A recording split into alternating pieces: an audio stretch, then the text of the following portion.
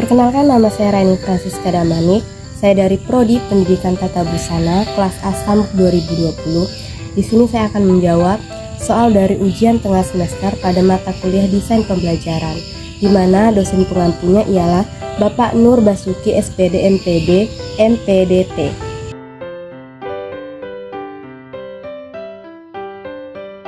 Menurut saya, di dalam mata kuliah Desain Pembelajaran yang akan dirancang atau didesain adalah metode belajarnya atau persiapan sistem yang akan dipersiapkan pada saat materi atau proses pembelajaran itu akan berlangsung.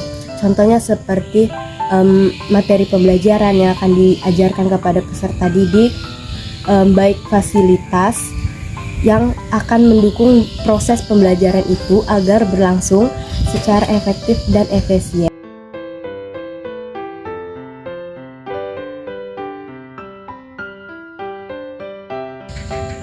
Sebelumnya kita harus tahu terlebih dahulu apa itu teori belajar dan teori pembelajaran.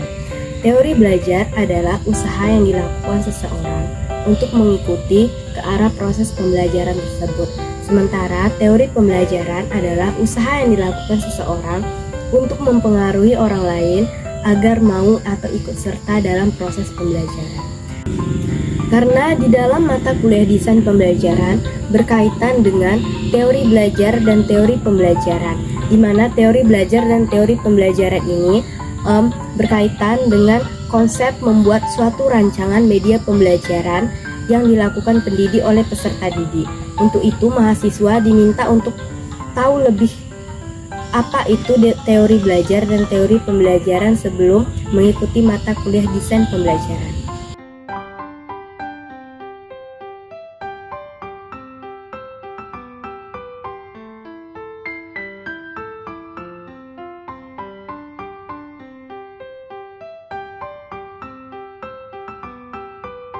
Aspek yang pertama yaitu mengidentifikasi kebutuhan pembelajaran.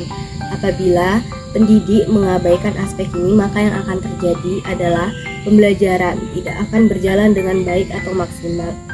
Dimana yang kita ketahui bahwa kebutuhan pembelajaran ini dibutuhkan oleh semua orang.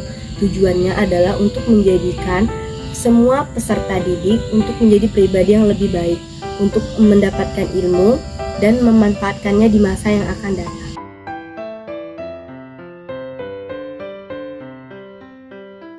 Aspek kedua adalah identifikasi karakteristik peserta didik. Jika guru mengabaikan aspek ini, yang akan terjadi adalah guru atau pengajar akan kesulitan memahami karakteristik setiap siswa, sehingga guru akan susah untuk menghadapi setiap sifat atau perilaku siswa, sehingga pembelajaran tidak akan berlangsung dengan baik atau maksimal. Lalu yang kedua adalah guru akan susah atau akan kesulitan untuk merancang metode pembelajaran.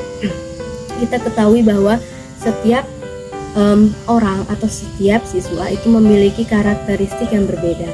Untuk itu, jika pendidik tidak memahami karakteristik masing-masing siswa, akan menyulitkan pendidik itu sendiri dalam proses mengajar oleh siswa tersebut.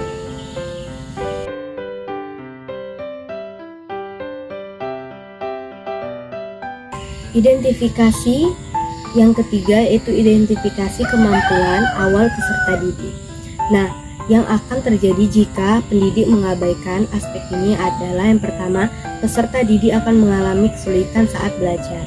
Nah, jika guru atau pengajar tidak mengetahui terlebih dahulu kemampuan awal seperti apa, maka peserta didiknya akan bingung dengan metode pembelajaran yang akan digunakan yang akan dilakukan oleh guru.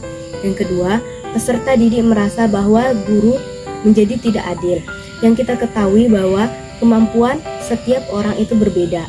Ada yang IQ-nya rendah dan ada yang IQ-nya tinggi. Yang sering terjadi di mana guru akan lebih mementingkan siswa yang IQ-nya di atas rata-rata atau yang pintar atau yang lebih cepat menangkap pembelajaran tersebut, sehingga murid yang IQ-nya rendah, yang kemampuannya rendah itu diabaikan oleh peserta didik. Sering sekali terjadi, kita lihat di beberapa berita.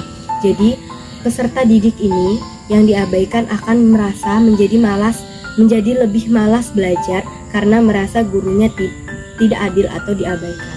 Nah, yang ketiga yaitu tidak terpenuhnya tujuan pembelajaran, di mana tujuan pembelajaran adalah memungkinkan oleh semua peserta didik untuk menerima pembelajaran tersebut dengan adil. Nah, jika peserta didik mengabaikan aspek ini, maka tujuan dari proses pembelajaran tidak akan berlangsung efektif dan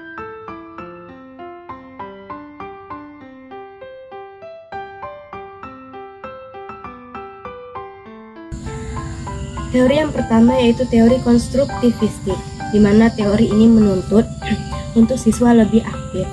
Nah, kemampuan yang dimiliki oleh siswa bukan hanya didapatkan dari lingkungan sekolah atau dari proses pembelajaran yang berada di lingkungan sekolah. Namun, peserta didik boleh mengemukakan kemampuan pengetahuannya yang dilakukannya dari pengalaman-pengalaman pribadi sehari-hari yang dimiliki oleh siswa.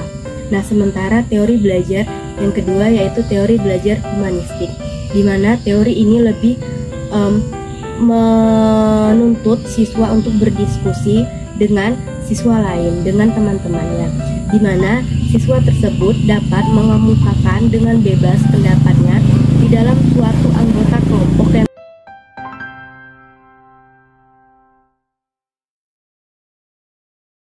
menurut saya, mata kuliah desain pembelajaran sangat penting, khususnya oleh calon pendidik atau guru, di mana di dalam desain pembelajaran ini akan diajarkan cara merancang suatu metode pembelajaran atau media pembelajaran yang akan dilakukan dalam proses pembelajaran, baik dari segi materi, persiapan materi pembelajaran, maupun fasilitas atau alat yang akan digunakan sebagai penunjang untuk diperlukan dalam suatu proses pembelajaran tersebut.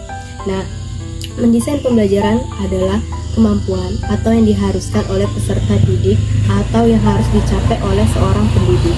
Nah, kebutuhan tersebut di mana desain pembelajaran harus dikuasai oleh pendidik sebagai pegangan atau patokan supaya dalam proses pembelajaran tersebut berjalan dengan baik dan efisien.